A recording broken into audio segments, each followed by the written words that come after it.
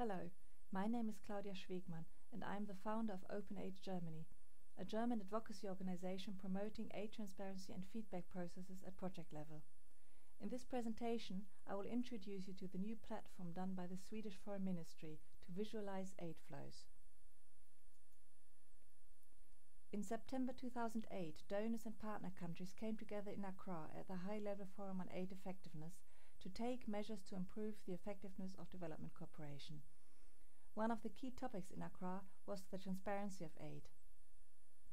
The participants of the High-Level Forum recognized that transparency of aid is necessary to improve aid allocation, to increase the efficiency of aid, and to reduce corruption. Donors and partner countries declared, "We will make aid more transparent." In Accra, donors created the International Aid Transparency Initiative, in short IATI, to develop a common aid transparency standard and to facilitate the publication of aid data for a common data registry. After broad consultations, the IATI standard has been agreed in February 2011. In January of the same year, the British government was the first donor to publish data via the IATI registry. In April 2011, the Swedish government launched a new website to make its own aid spending more transparent. Openaid Sweden is still in its beta version, but still a very promising initiative to help Swedish citizens and taxpayers understand better how their government spends its aid funds. Join me for a brief visit to Openaid Sweden to explore how visualizations of aid can look. The site of the Swedish government has basically 4 types of information. The first one is how much money Sweden is spending in general on development cooperation. The other types of information are about how this money is spent in different geographic areas, in different sectors, and through different implementing channels. Let us look at the geographic distribution of Swedish development aid. The orange bubbles represent cooperation at national level. The brown bubbles indicate regional development aid. The size of the bubble indicates the financial volume of the aid activity, the project or the program, including budget support. We can see that in 2010, Sweden spent about 30 billion kronor in 147 different countries and regions. There is a timeline on the map, so you can choose data from different years. The colors from yellow to dark green represent the comprehensiveness of the data. As you go further back in history, the available data gets less comprehensive. If we compare the 2010 data with the situation in 1990, we see that Sweden has nearly tripled its aid in the last 20 years, and the number of recipient countries went up from 95 to nearly 147. You can zoom into the map of Africa and get a clearer picture of where the Swedish government is spending bilateral or multilateral aid. It is obvious that the bulk of Swedish aid in Africa is going to East Africa. The information available is at country level. From the map, it is not possible to see where aid projects are located at the subnational level. The orange or brown bubble represent the global amount of aid going to one country and do not distinguish between projects. If you click on a country bubble, however, you get more detailed information. This example is about Swedish aid in 2010 to Tanzania. You can see the overall budget of nearly 700 million kronor, which is about 7 million euros. You can also see immediately in which sectors this money is spent. For the case of Tanzania, most of Swedish aid is general budget support, and about 25% goes to projects promoting democracy and human rights.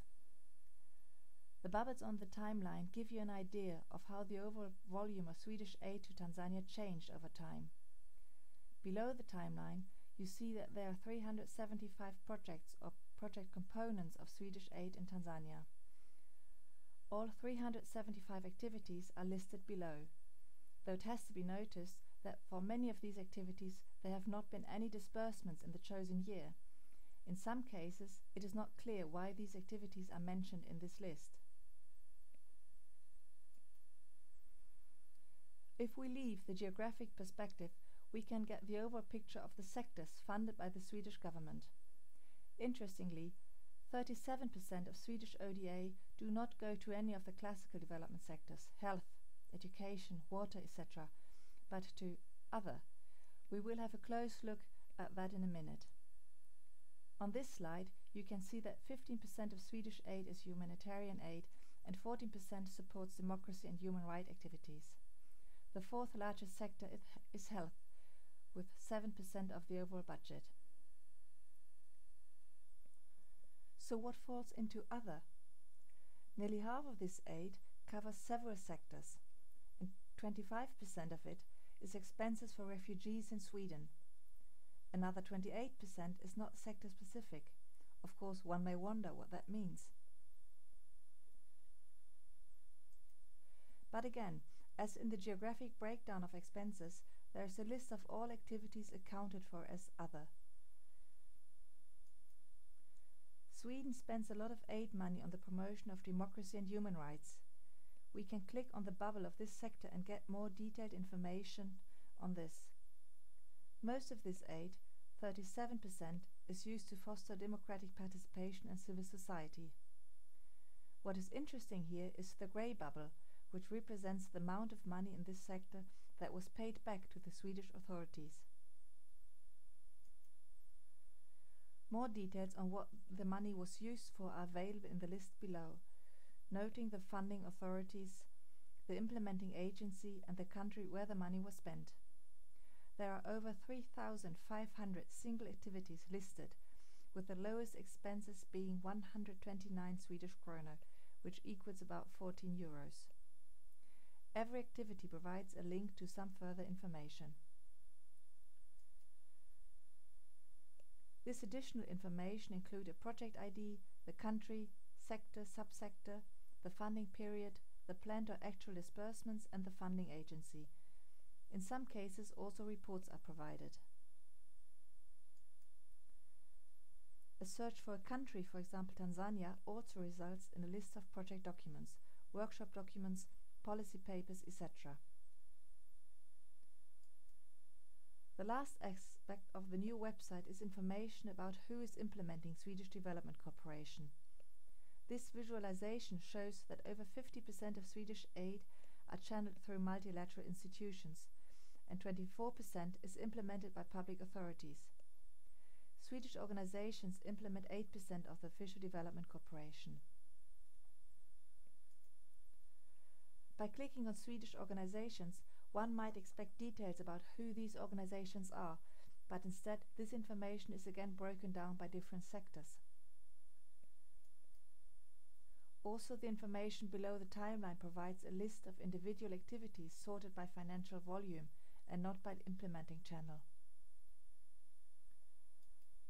The collaboration with implementing organization is documented with agreements and detailed information about who is responsible for the implementation.